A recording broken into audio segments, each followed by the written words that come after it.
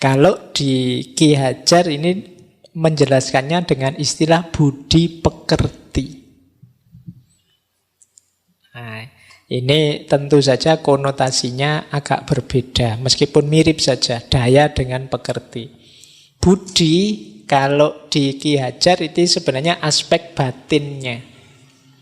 Pekerti itu aspek lahirnya. Kadang-kadang pekerti ini diterjemahkan jadi kelakuan. Jadi pekertimu itu loh, itu kelakuan, etiketmu.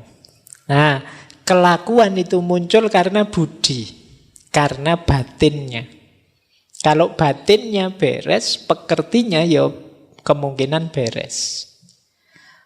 Budi itu isinya 3. Istilahnya Ki Hajar Trisakti.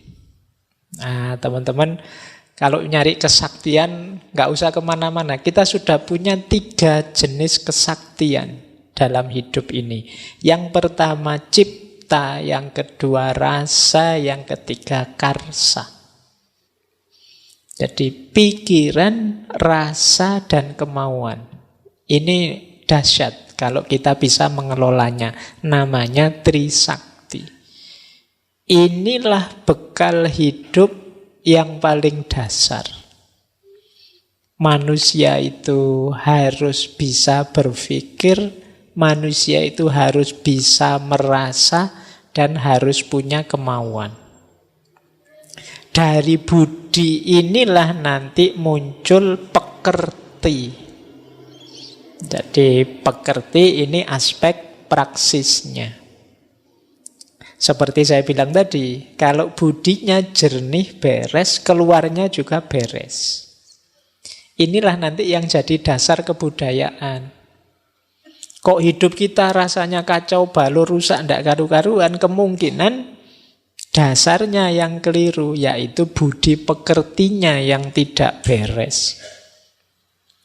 Maka manusia itu jiwanya harus utuh. Budinya beres, pekertinya beres. Budi tidak beres, pekerti tidak akan bagus. Pekerti saja tanpa budi ya tidak akan jalan. Mesti ngawur, nabrak-nabrak. Maka jiwa kita harus utuh, ya budi, ya pekerti. Nah, budi tadi, yang Trisakti tadi, isinya kan 3. Pikiran, rasa, dan cipta atau karsa atau kemauan. Pikiran yang bagus, ideal itu punya kemampuan pertimbangan, memisah-misah, membanding-banding, menetapkan ini benar atau salah. Jadi pikiran dituntut untuk tajam.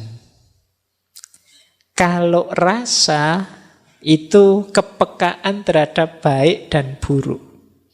Kalau istilahnya Ki Hajar, rasa itu dituntut untuk halus.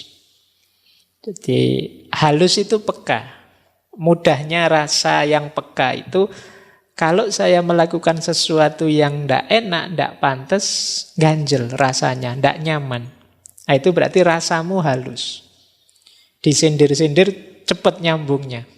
Wah, tidak beres ini, yang saya lakukan tidak pas ini, tidak cocok ini. Nah, ini namanya rasamu halus. Karena ada orang itu tidak peka. Jadi ngomong tidak berhenti-berhenti, tidak bisa dianui. Sampai sini ngode-ngode sudah-sudah, itu dia tidak paham-paham. Itu kan tidak peka. Tidak ngerti sini, capeknya luar biasa dengerin kamu ngomong. Tapi ini namanya rasa.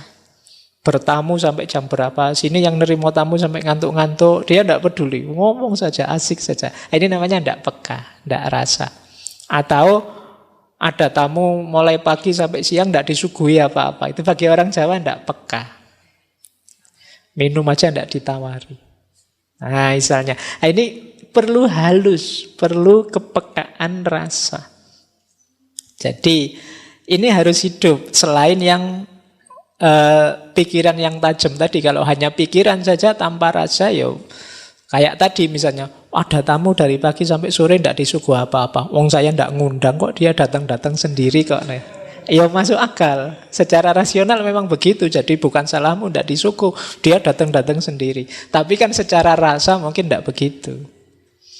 Jadi rasamu harus halus. Malam-malam kok WA misalnya. Lah saya ada kebutuhan ya. Itu rasional memang ada kebutuhan. Tapi mungkin dari sisi rasa yo yang sopan lah. Masa tengah malam WA. Apa yo dibaca. Lah buktinya dibaca misalnya. Jadi itu yo meskipun dibaca orangnya belum tidur. Tapi yo ndak pantas lah ya. Nah itu namanya rasanya halus. Apalagi melakukan kesalahan. Jadi peka.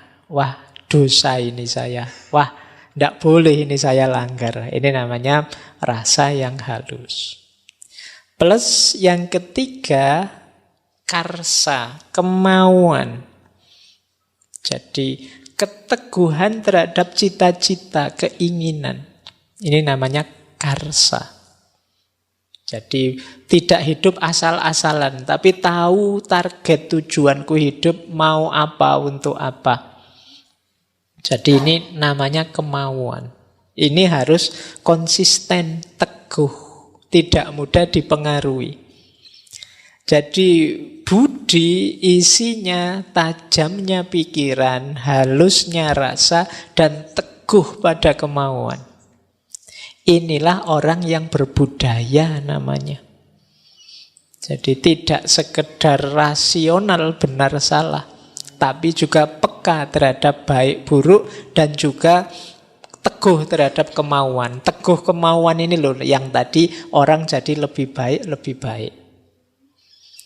Nah, dilanjutkan oleh Ki Hajar, tajamnya pikiran, halusnya rasa, kuatnya kemauan, itulah nanti sumber kebijaksanaan.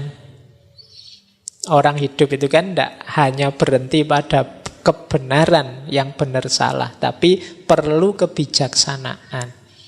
Nah, kebijaksanaan itu rumusnya pikiran yang tajam, rasa yang halus, dan kemauan yang kuat.